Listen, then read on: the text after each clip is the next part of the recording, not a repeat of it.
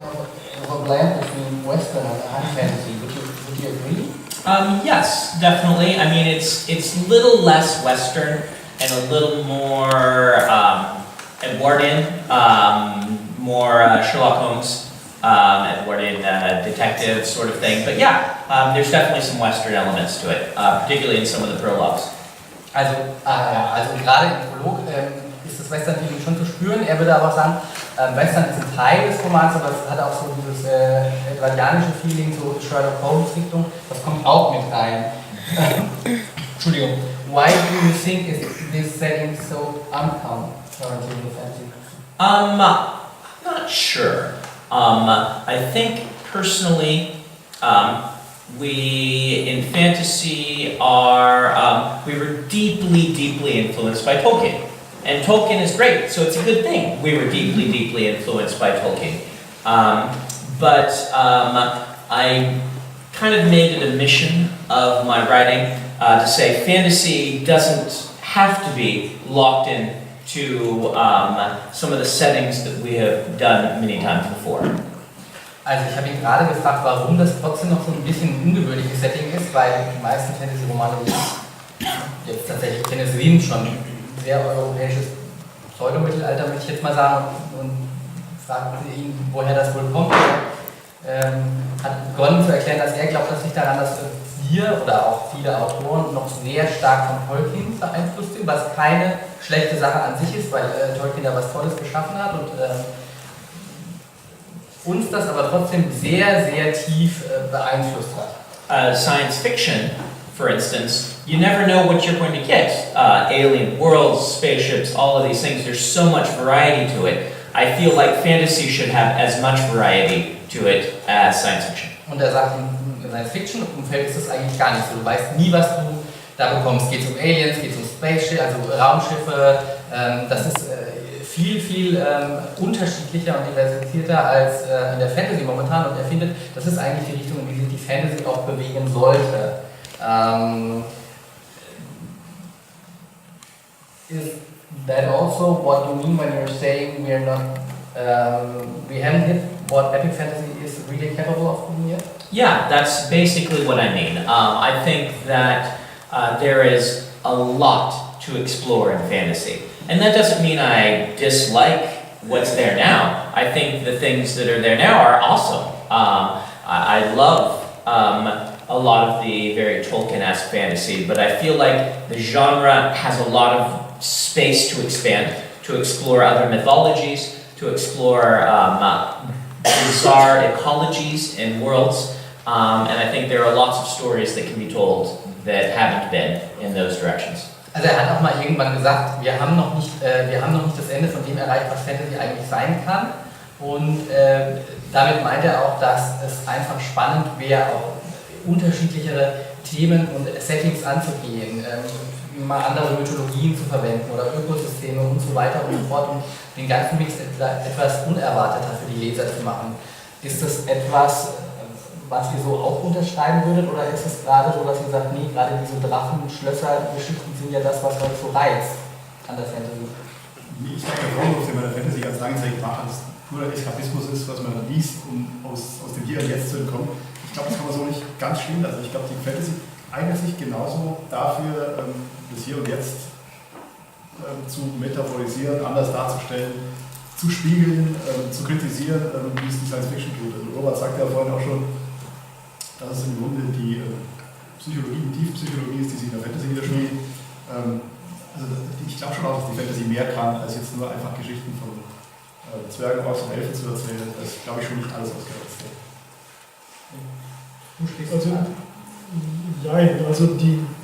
Was sicherlich wichtig ist, dass dieser Vorwurf nicht trifft, dass man sagt, man hat eben eine Literatur, die nichts auszusagen vermag. Ich glaube, das ist falsch, weil sie wirklich relevant ist für jeden Menschen, weil es eben in den Kern des Menschseins hineindringt, wenn man es gut macht. Auf der anderen Seite finde ich aber auch, dass Fantasy von ihren Archetypen lebt, und wenn man die gleichen Archetypen immer wieder abruft, hat man natürlich einen engeren Kosmos, als wenn man in der Science Fiction ist. Das finde ich, das trifft schon.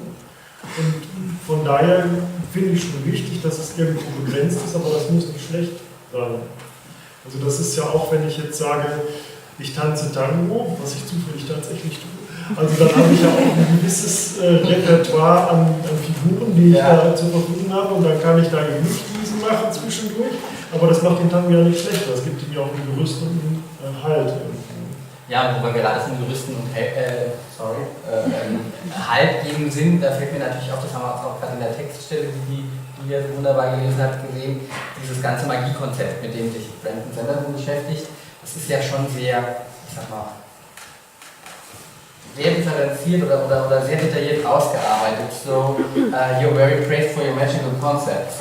And how long does it take, how much time does it take to create such a concept? Some of them are very, very fast and easy, and others you labor over. I think you would get the same answer for about anything from professional writers. Sometimes an idea just comes and you start writing it and it just works and everything comes together, and other times you think you've got a great idea and you sit down and it's like banging your head against the table. It just doesn't come at all. Magic systems have been the same way for me. Sometimes in a furious bout of outlining in a couple of days, I have just a perfect magic systems, and sometimes it takes months and months and months. Also ich habe mir gerade gefragt, wie viel Zeit braucht man eigentlich dafür, sowas sich auszudenken. Und er sagt, das kann man gar nicht vergeneralisieren. Manchmal ist es so, dass ihm das total leicht fällt, dann hat man eine Idee und dann breitet sich das so aus wie ein Kartenhaus, übersetze ich jetzt mal ganz frei, und man hat das alles, und manchmal hasst man es, weil es einfach Tage und Monate dauert, bis man das System eben so hat, wie es sein soll. Mir ist, ich weiß nicht, wer von euch die ursprünglichen Nebelgeborenen Bücher gelesen hat, aber mir ist es in Schatten über Ellandhell, korrigiert mich bitte, wenn es falsch ist. Richtig. Ja, genau. Aber ich habe keine Augen im Hintergrund. Aufgefallen, dass es da ein neues Konzept gibt mit diesen Zwillingsgeborenen. Das heißt, das Magie-Konzept, das hat sich, glaube ich, weiterentwickelt. And therefore I realized there's this twin-born rule in the new novels. Is it something which you planned in the beginning that it would come, or is it something which just happened when you wrote further books? It's a little mix of both. In the Mistborn original trilogy, the Epic Fantasy trilogy, I built 3 magic systems, and each book focuses on one of them. It therefore, as I was outlining, became very natural that the later books would mix the two and see what happens if you combine them. That isn't something I planned for when I was writing book 1, but by the time I had the outline for the series, then I was planning it. Ah, okay. Also, das kommt auch immer ein bisschen drauf an, aber es ist auch ein bisschen vorbei. Also er schaut schon, dass er Grundlagen schafft, wenn er neue Magiekonzepte entwickelt, dass da ein bisschen Raum für Neues ist, aber in diesem Fall hat er das geplant.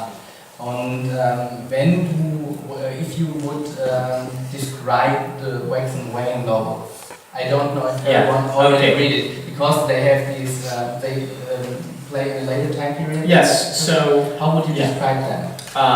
The original, the concept of Mistborn in general, when I pitched it to my editor 10 years ago now, I told him it's actually more than that. Wow, I'm old. I came up with this idea of a fantasy world that had an epic fantasy era, and then we would progress the world to a more modern era hundreds of years later, where the magic became the foundation of mythology and religion and folklore, and the events of the Epic Fantasy trilogy became the history of a modern day fantasy.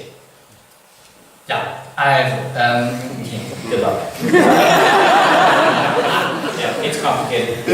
Ja, es ist also so, dass ich habe den Faden schon jetzt verloren.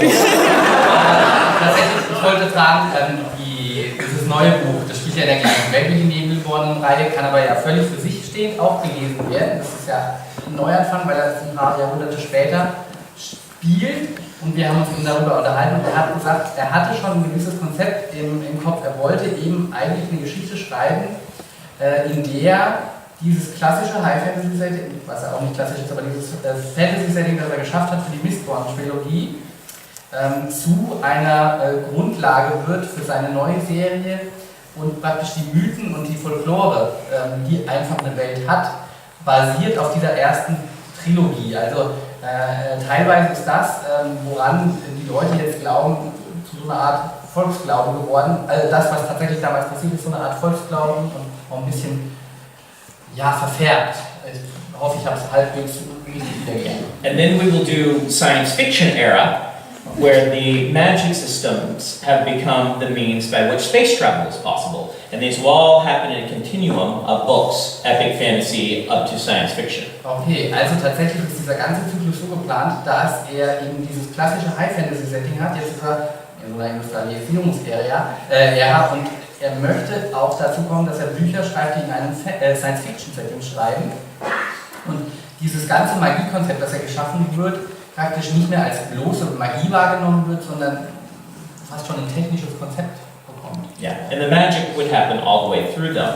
So the Wax and Wayne books, my pitch to myself on them was Clint Eastwood, right? Clint Eastwood, sheriff of a small city out in the roughs, they call them, opens up a letter and finds out he has inherited a house title and is head of a major city family and has to move to the big city and navigate life there instead of being the small town sheriff. Also für die von euch noch nicht Schatten über Elantern gelesen haben, so die Ausgangsidee davon war, was wäre, wenn ich so eine Art Clint Eastwood Cowboy-Charakter habe, der irgendwo Sheriff ist in so einem entlegenen kleinen Westerndörfchen und der auf einmal einen Brief bekommen würde, in dem steht, eigentlich bist du der Erbe einer bedeutenden Adelsdynastie in einer großen Stadt und du musst zurückkommen, um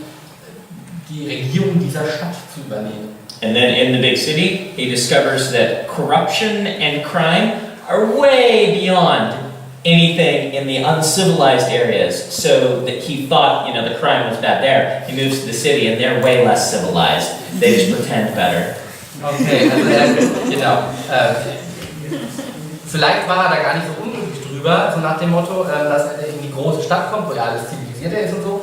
Und als in den entlegenen Randgebieten, wo es halt wirklich noch brutal so zugeht, und dann stellt er fest, die ganze Korruption und so ist in dieser Großstadt noch viel, viel schlimmer als da, wo er vorher als Sheriff unterwegs war. Yeah, so their mystery, usually detective stories, starring a magical gunslinger and his kleptomaniac sidekick. Also, Sanderson ist ein magiebegabter Revolverheld und sein kleptomanischer Sidekick, also sein Begleiter. And this one, the new one, it's the beginning of the trilogy, isn't it? It is the beginning of a trilogy about these characters. There's one book about them before, it's a standalone. This is a trilogy, so you could totally start here if you wanted. But they're all, there will be 3 in an arc. And you already plotted the complete. Yes, and I've finished the second one, and the third one is my next project. Okay. Also, er hat zwar schon mal über Wax and Wayne geschrieben, aber Schatten über Elantel ist das erste Buch einer Trilogie, von der er schon beide Bücher, also den ersten und den zweiten Band geschrieben hat. Er hat auch die komplette Trilogie schon praktisch entworfen und an das dritte Buch setzt er sich als nächstes. Book 2 is October? Yes. November. October. Oh, okay. Well, book 3 technically, because there's the ones Okay. before, yeah. Also das dritte Wax and Wayne Buch, was das zweite, diese Trilogie, über die beiden ist, kommt im Oktober schon, recht schnell. Woran schreibt ihr gerade? Ganz aktuell tatsächlich Perioda. Also ich bin wieder dabei, was für die Hauptserie bei Perioda zu machen. Habe jetzt gerade vor der Buchmesse auch die Rohfassung gefertigt. Die poliere ich dann ab Sonntag auf, dafür, dass wir ins Lektorat gehen. Und bei Piper dann Grünes Gold, das ist der dritte Band von der Schwerfeuersaga. Also das ist Ribbon Gritty Fantasy, was fürs Herz. Romantisch. Und Michael, du wahrscheinlich erst 3. Genau, den habe ich gerade fertig. Also der zweite Band ist schon fertig, wir können euch direkt weitermachen, aber er kommt das im nächsten Jahr. Und vorher wird es bei Piper aber noch was Neues von mir geben im Herbst. Das ist dann so eine YA-Geschichte, also mal was anderes. Okay, auch fantastisch? Auch fantastisch und Titel verraten. Verraten. Den hau ich jetzt raus, das ist egal. Phoenix, der Titel ist Phoenix. Cool, vielen Dank. Ich weiß nicht, wie es euch geht. Ich könnte jetzt eigentlich ewig weiter fragen und hätte euch eigentlich auch ganz gerne die Gelegenheit, die noch Fragen zu stellen, aber wir haben ja auch noch die Signierstunde jetzt vor euch. Ich denke mal, viele von euch wollen die Gelegenheit auch noch ergreifen und sich eine Unterschrift holen. Und deswegen verweise ich einfach schon mal drauf. Michael, ich weiß, du bist morgen auf jeden Fall auch nochmal auf der Messe auf der Fantasy-Lesenacht um 15:30 Uhr. Ganz genau. Beantwortest du vielleicht auch noch die eine oder andere Frage dann? Das könnte passieren, das ist vor allem auch da im Anschluss noch eine Signierstunde und da können wir auch noch quatschen. Super. Und Brandon Sanderson ist morgen auch ab 11 Uhr an der Ausbildbahn in der Messe. Da sind wir auch wieder mit der Julia. Das ist auch eine moderierte Lesung, wo ich ein paar Fragen stelle. Ich verspreche auch, es sind andere, als wir jetzt gefragt haben. Da gibt es bestimmt auch die Gelegenheit, vor allem um 14:30 Uhr auf der Fantasy-Leseinsel ist Brandon Sanderson auch nochmal und da geht es dann um eure Fragen. Also wenn euch was unter den Nägeln brennt, kommt morgen auf jeden Fall um 14:30 Uhr oder versucht es jetzt noch vielleicht kurz und wir würden uns freuen, wenn wir euch zahlreich sehen und I fear I have to come to an end already. Ich möchte aber nicht zum Ende kommen, bevor ich auf jeden Fall ein ganz herzliches Danke noch sage. Zum einen natürlich an den Piper-Verlag, dass wir das möglich gemacht haben, dass wir wieder die Fantasy-Nacht hier haben, an das Schille-Theater, wo wir jetzt auch schon vermehrt waren, an die Julia Preuß, die so wunderbar gelesen hat, an euch Autoren, die ihr auch toll gelesen habt und dass ihr euch meine Fragen gestellt habt. Thank you very much for you. Und natürlich auch an euch, sowohl hier als auch hier, die war wahrscheinlich jetzt nicht mega bequem, finden wir total toll, dass ihr mit uns das ausgehalten habt, als auch euch im Nebenraum, falls ihr uns hört, wir wissen es nicht. Wir hoffen, ihr seid noch da, wenn wir nachher rauskommen. Genau, machen wir auch. Und es war ganz toll, ich hoffe, euch hat es auch gefallen. Ich fand es super spannend und vielen Dank und